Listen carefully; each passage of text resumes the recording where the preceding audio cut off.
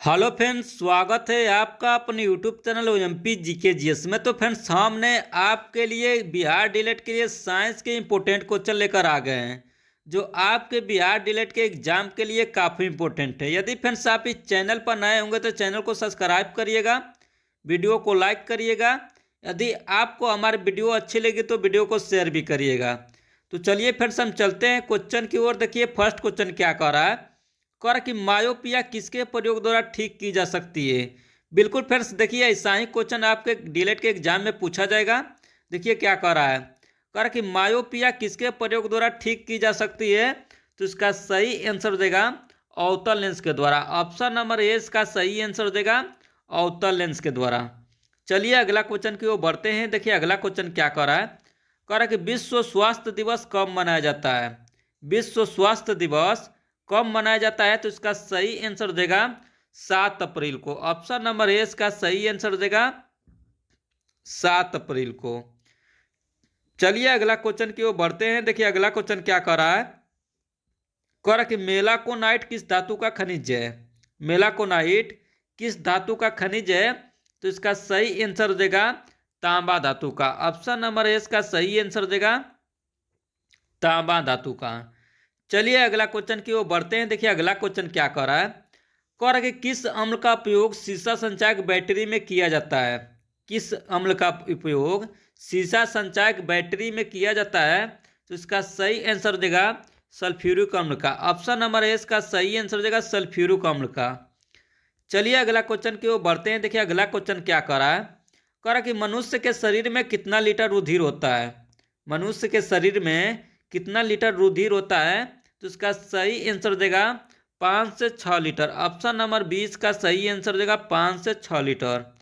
चलिए अगला क्वेश्चन की ओर बढ़ते हैं। देखिए अगला क्वेश्चन क्या कह रहा है, कह रहा है कि विद्युत धारा का चुंबकीय प्रभाव सर्वप्रथम किसके द्वारा अवलोकित किया गया। विद्युत धारा का चुंबकीय प्रभाव सर्वप्रथम किसके द्वारा अवलोकित किया गया। तो इसका सही आंसर देगा ऑस्टेट के द्वारा। ऑप्शन नंबर 20 का सही आंसर देगा ऑस्टेट के द्वारा। विद्युत धारा का चुंबकीय प्रभाव सर्वप्रथम किसके द्वारा अवलोकित किया गया। तो उसका सही आंसर देगा ऑस्टेट के द्वारा।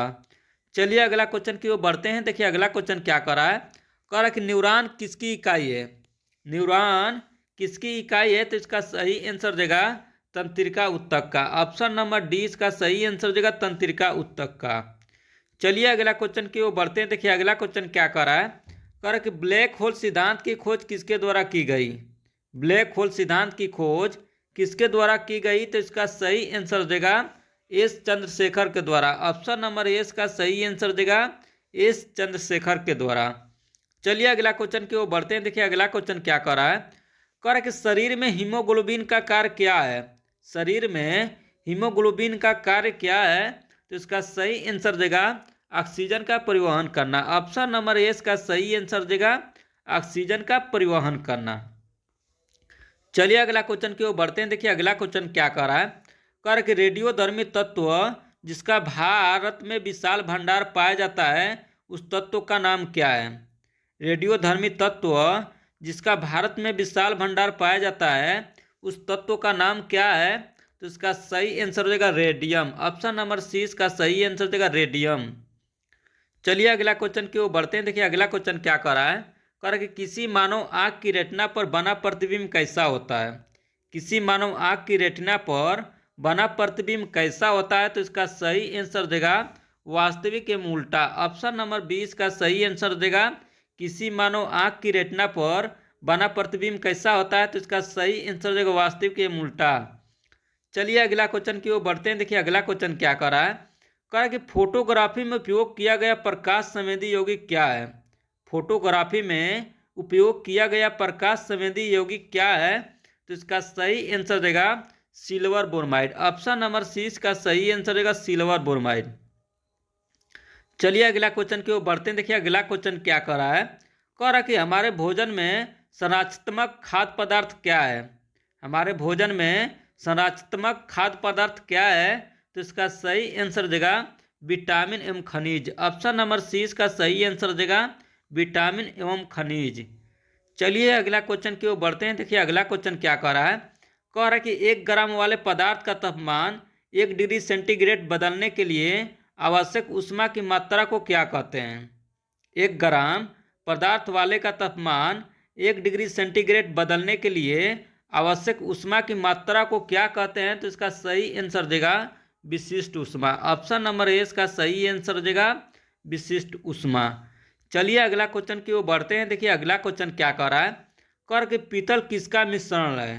पीतल किसका मिश्रण है? तो इसका सही आंसर देगा तांबा और जस्ता का। ऑप्शन नंबर सी इसका सही आंसर देगा पीतल किसका मिश्रण है? इसका सही आंसर देगा तांबा और जस्ता का।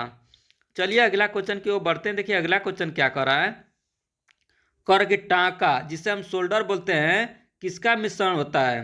टांका जिसे हम शोल्डर बोलते हैं किसका मिश्रण होता है? तो इसका सही आंसर देगा शीशा और टीन का। ऑप्शन नंबर डी इसका सही आंसर देगा शीशा और टीन का।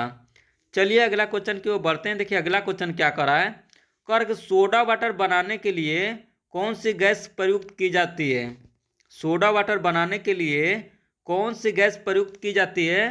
तो इसका सही आंसर देगा CO2। ऑप्शन नंबर सी इसका सही आंसर देगा CO2 जिसे हम कार्बन डाइऑक्साइड बोलते हैं।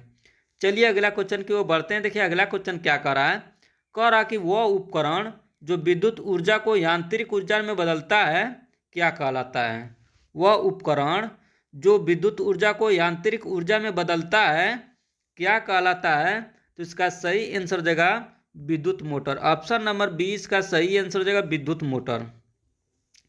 चलिए अगला क्वेश्चन की ओर बढ़ते हैं। देखिए अगला क्वेश्चन क्या कर रहा है, कह रहा है कि गति ऊर्जा का अभिव्यंजक है।